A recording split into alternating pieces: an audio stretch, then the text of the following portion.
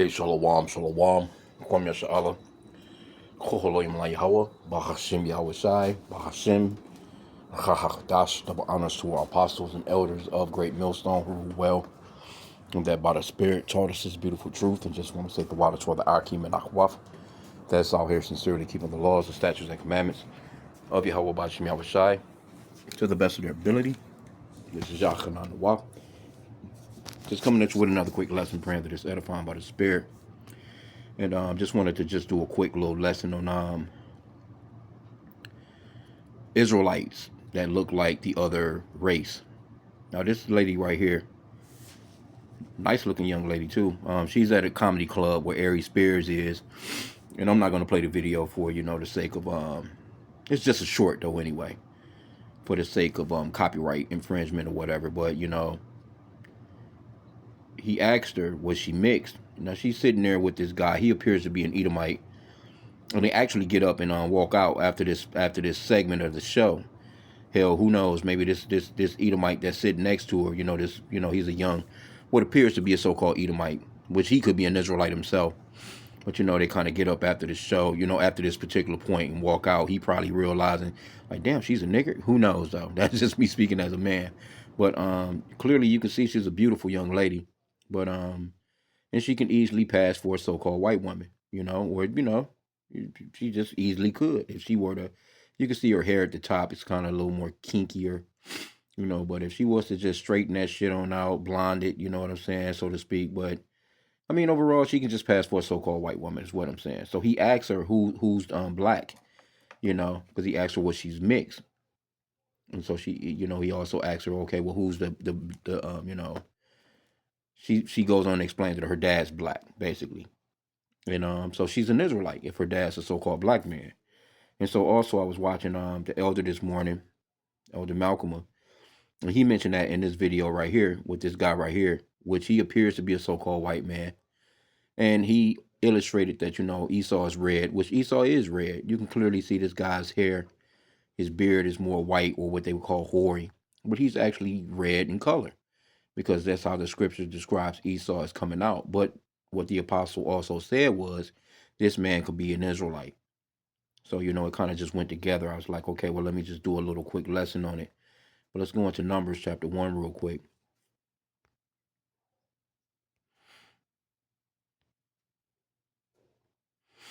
I'm going to start from the top. Well, now I can just start from verse 1. But the point I want to get is down in verse 18.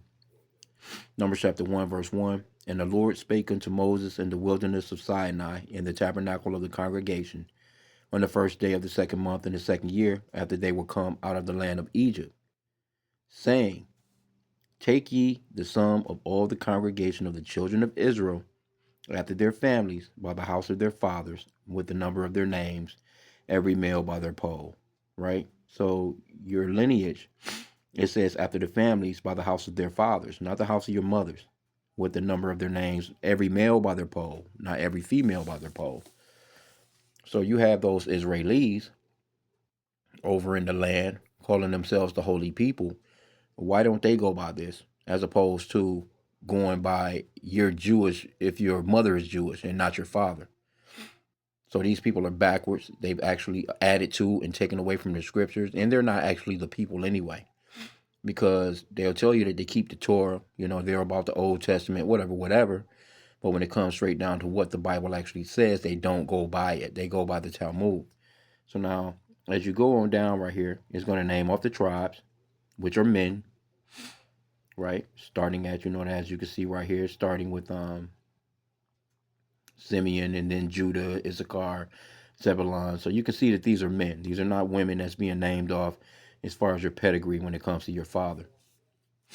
So now verse 18 was the point that I wanted to get. It says, and they assembled all the congregation together on the first day of the second month, and they declared their pedigrees. Now that's the key word right there, pedigrees, after their families, by the house of their fathers, according to the number of the names, from 20 years old and upward by their polls. So your lineage, your family ancestry, your pedigree, your family clan, it goes by your father. It doesn't go by your mother. Your mother has absolutely nothing to do with the ethnicity of a child. Now, mostly the men would marry within their tribe. You know what I'm saying? So it's like, a Judite would marry a Judite woman, or Issacharite will marry a Issacharite woman. That's just okay. But still, let's just say for instance, you got Moses. Moses married I think she was what was she, a Midianite, I think. But his son was still an Israelite, was considered to be an Israelite. Matter of fact, let's do this. Let's see if this AI, these AIs, they've been a little more biased these days. They've been changing up shit. Let's see. Let's just put in, if Moses had a son with a foreign woman. Let's put it in foreign.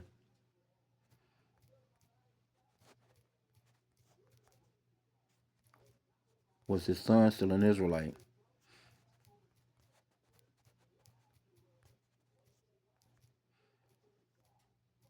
We go into this too because we got newcomers that's coming into this truth, and you have to really mind yourself when it comes to how you're teaching when you're out on the highways and byways, because you have a lot of Israelites that think that it's just Negroes only. You have Israelites that's got so-called white people kissing their boots and shoes and shit, and getting on bended knee and bowing to them on the streets and stuff while they're teaching.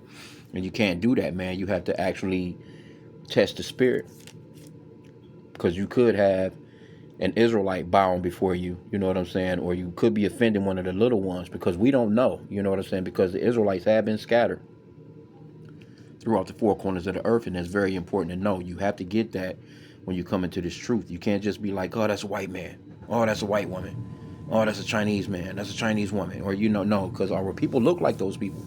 It's really that simple, man. But, I mean, it just is what it is. The Lord is the one that created the spirits. He's the one that's going to separate the sheep from the goat, so to speak. Okay, but it says, this is the Perplexity AI app that's in the phone, that newer phone that I got. So I've been kind of using it. It's all right. Okay, but it says, according to the Bible's own way of thinking, in Moses' time, yes, his son would still be considered an Israelite because identity was traced through the father. So if you notice, it's saying, according to the Bible's own way of thinking in Moses' time. So now, pretty much overall, they're leaving that window of opportunity to say, well, that was Moses' time. That's not what it is now. Because overall, so-called white people, they're so fucking smart. The new science and new data says that you're mixed, you're biracial. You can be 20% this and another 80% that. You can be 15% this, 85% that. That shit is weirdo shit. That's Esau and it's pseudoscience, man. Okay, it says Moses marries Zipporah, a Midianite woman, and she gives birth to his son Gershom and Eleazar. These sons are treated in the story as part of Moses' family and people, not as outsiders. And God expects Moses' sons to receive circumcision, the covenant sign given to Israel. Okay? Lineage in biblical times. In the Torah period, a child's tribal or covenant identity followed the father. See that? Not the mother. Patrilineal descent. So a son of an Israelite man was regarded as Israelite even if the mother was foreign. And that goes for daughters as well. That is why Moses' son, though born to a foreign woman, is still obligated to the Israelite covenant and is effectively counted as an Israelite in the biblical narrative, right? So now I could ask, you know what I'm saying, why these Israelis, you know what I'm saying, go through the mother, but we already know why they go through the mother, because they're they flip the scriptures. Let's get a scripture on that. These people are not the people who they're saying they are. They go by the Talmud anyway. They don't even live by the Bible. They use the Bible as a front. But this is Isaiah chapter 5 verse 20.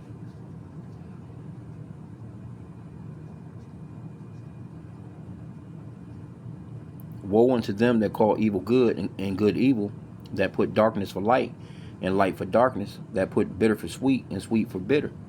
So you have there's people that switch things all the time, and especially Esau. He says that evening starts at 12:01. A new day starts at 12:01 a.m. in the morning. But the scripture says that a new day starts at evening. So when the sun goes down, that's a new day. Why is it in the middle?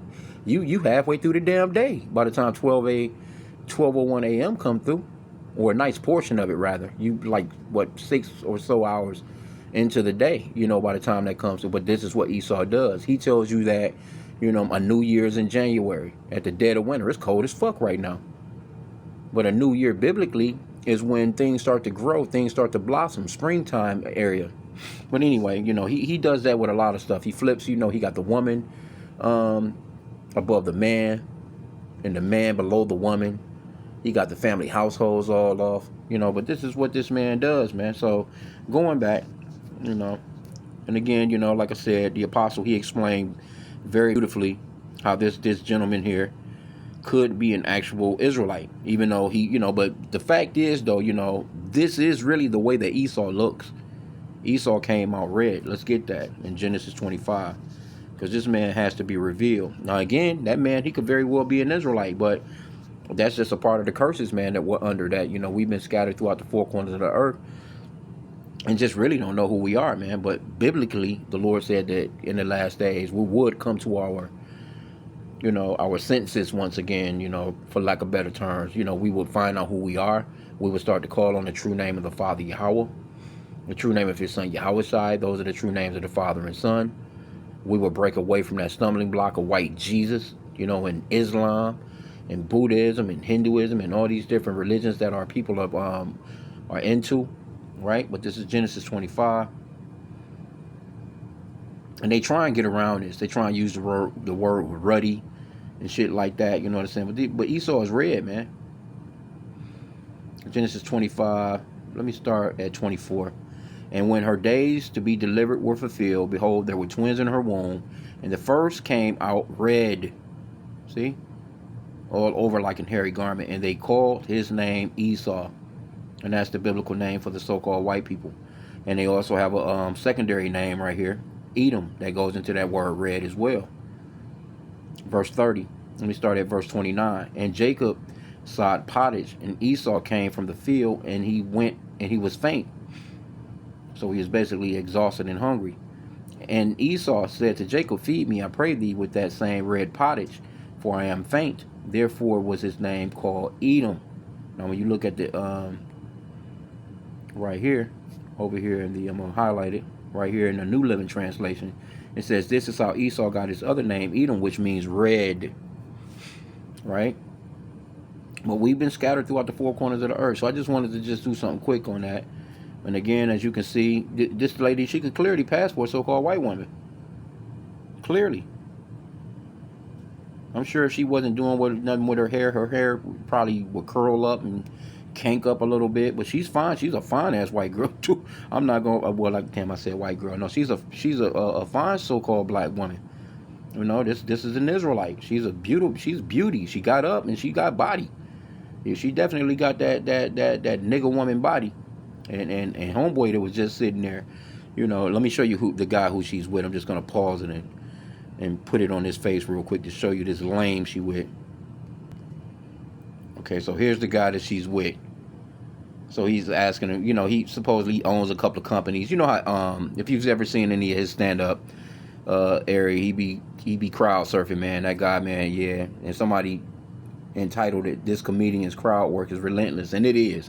If you've ever seen any of his these spots he be going to, this should be funny as hell. But anyway, this is the guy, and he could be an Israelite.